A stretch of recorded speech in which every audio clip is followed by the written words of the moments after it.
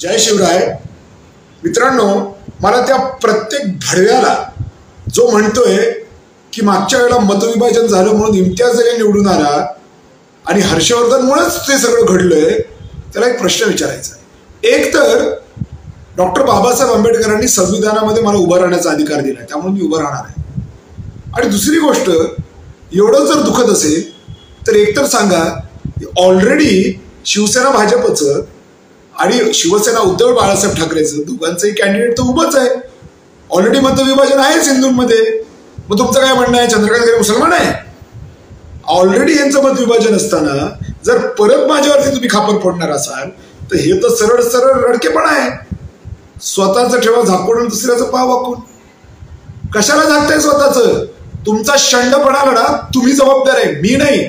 आणि त्यामुळे हा शंडपणा तुमचा तुम्ही बघा, मला नका सांगू।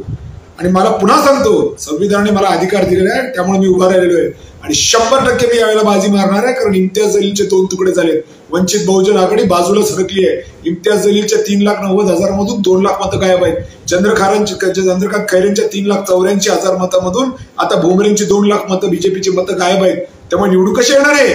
हे निवडूनच येत नाही। निवडून येणार फक्त हर्षवर्धन जाधव।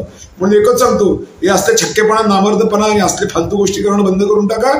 आणि एकच, जो लोकांसाठी करतो त्याच्यासाठी करा। आज मराठा आरक्षण असू देत किंवा सर्वसामान्य माणसांचे प्रश्न असू देत, सातत्याने हर्षवर्धन जाधव आज उभा आहे, त्यामुळे त्यालाच मतदान करतील लोक, असा मला आत्मविश्वास वाटतो आणि त्याच पद्धतीने होईल।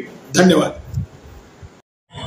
जय शिवराय मित्रांनो, काही लोकांनी अफवा पसरवणं सुरू केलंय की हर्षवर्धन जाधवनी भुमरेंना पाठिंबा दिलाय आणि काही लोकांनी जुना व्हिडिओ माझा काढलाय त्याच्यामध्ये मी खैरेंना पाठिंबा देतोय असं दर्शवलंय। मी एकच सांगतो, शेतकऱ्यांचं तर जाऊच द्या, शेतकरी तर नाहीच नाही, पण मराठा समाजही, जो माणूस या दोघांना पाठिंबा देईल तो मराठाच नाही, तो गांडू आहे, असं स्पष्ट मी या ठिकाणी सांगतोय।